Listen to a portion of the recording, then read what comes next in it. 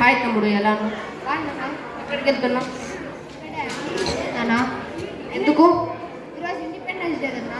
అవునా, సరే పా, మేము కూడా తిన్నాము.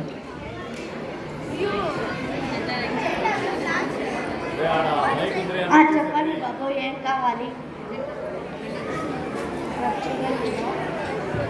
ఇవి ఫ్లాగ్స్ చూడండి. అన్న, ఇది ఫ్లాగ్ కాదు, మనం భారతదేశంలో ఉన్నాం కాబట్టి ఫ్లాగ్ అన్నది జెండా అని అన్నది.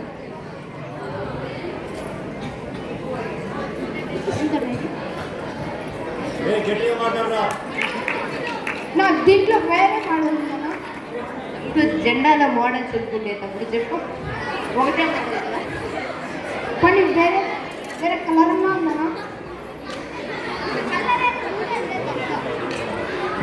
ఎంత?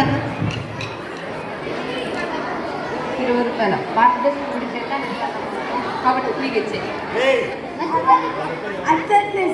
పర్లేదు, నా వస్తుంది.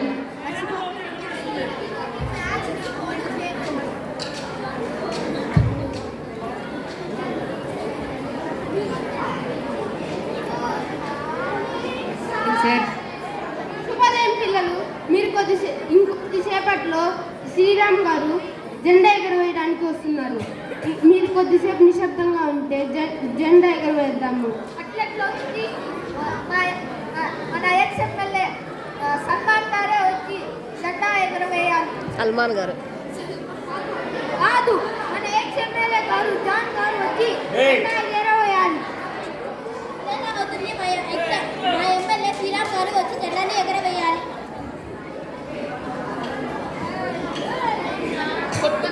ఎందుకు కొట్టుకుంటున్నారు మీరు? కొట్టుకోదండి.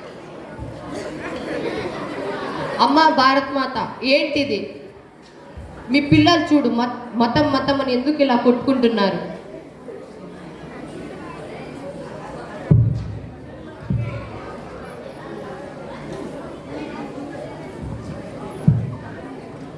చూడు నాయనా, ఈ మతాలన్నీ నీ మానవులు సృష్టించుకున్నదే కదా. అటు చూడు, ఆ వృక్షం మీద ఒక పక్షి ఉంది. ఆ పక్షి మొన్న చర్చి మీద వాలింది, నిన్న మసీదు మీద వాలింది, ఈరోజు దేవాలయం మీద వాలింది.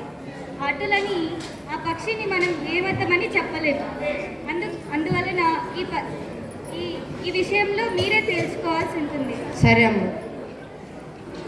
ఒప్పుకోకండి. నువ్వు హిందువా, ముస్లిమా, క్రిస్టియన్? నేను హిందూ కాదు, ముస్లిం కాదు, నేను ఇండియన్ని.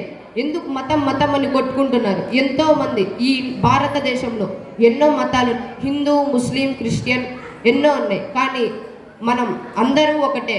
కొట్టుకోకుండా ఎవరు ముగ్గురు కలిసి చేయొచ్చు కదా. ఒక హిందూ ఆరెంజ్ డ్రెస్ వేసుకుంటాడు, ఒక ముస్లిం గ్రీన్ వేసుకుంటాడు, అలాగే ఒక క్రిస్టియన్ వైట్ వేసుకుంటాడు. ఈ మూడు కలిస్తేనే మన భారతదేశపు జెండా తయారవుతుంది.